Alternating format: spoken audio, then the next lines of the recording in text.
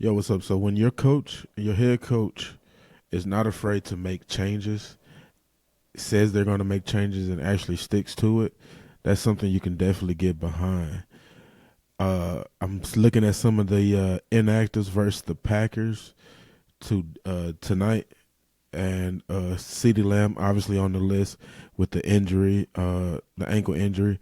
Not on IR yet. I know they said that they were still considering, IR for CeeDee Lamb. So we'll see how that goes. Tyler Booker, as we knew again, high ankle sprain as well, and TJ Bass is in for him. We got Damone Clark, which was a surprise. Damone Clark being inactive. He hasn't been terrible, but we definitely could have received more from the position at linebacker. So they have Shamar James active, which is the rookie. He made a lot of plays during training camp and in with some interceptions and things like that. Also in the preseason, I believe he had an interception as well. If not, but he definitely made some plays in the preseason as well. So that'll be a nice watch to see tonight. Jaden Blue is inactive. I definitely thought he would be active because on his Instagram post that it was some subliminals, so it made you think that he would be active, but where I think he had like the two demons, two demon emojis, and the hourglass. So I figured it was demon time. I thought it was gonna be active. It may have been a last minute decision to go ahead and make him inactive. We don't know. I'm sure we'll hear about it in the post game press conference or some stuff tomorrow. But I thought he was going to be active, so I was looking forward to that. So yeah, he's inactive. Who else they got on the list? Cornelius, which is one of the swing backup linemen.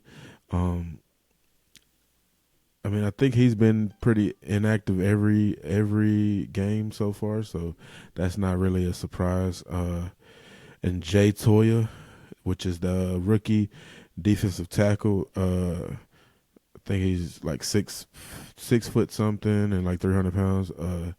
He did pretty good in the first 2 games. He was also inactive last week. They're letting Mozzie play, so I guess Schottenheimer said that Mozzie's been making consistent effort and looking good in practice, so they're giving him some burn. I mean, he is a first round pick, so.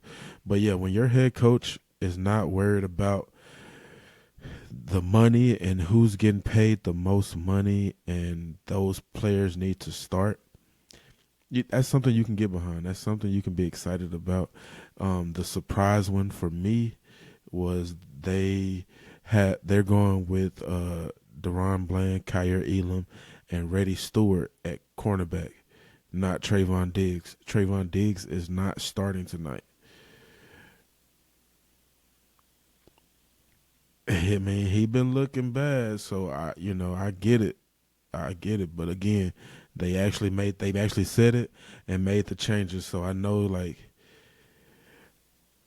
I like what Schottenheimer is doing, man. Like that goes a long way. I think just culture and while you're building your team, because you're showing the players that it don't matter how much money you make. If you perform or don't perform, we're not scared to make no changes. You know what I'm saying? Like, so if you're not performing, you can ride pine, and that's what we needed here in Dallas. It was a lot of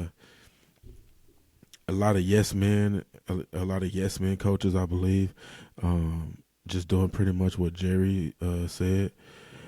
Um, I don't want to say that it was, the cancer scare or whatever with Jerry that's kind of just making him get back to, uh, honestly, who he was. Like, back in the day when they brought in uh, Deion Sanders and just made a whole bunch of trades and got a lot of picks and rebuilt this team and, hired Jimmy Johnson and fired Tom Landry and, like, yeah, bro, it's he might be getting back to that. Like I said, hopefully not. Hopefully he's around as long as he need to be or should be or however long God says whatever. So yeah, wishing the best for Jerry, man.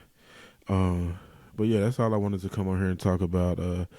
couple inactives I saw that I thought was interesting, and like I said, he's been talking about making changes all week. Him, Brian Schottenheimer, and Eberflus, which is the defense coordinator, for those that don't know.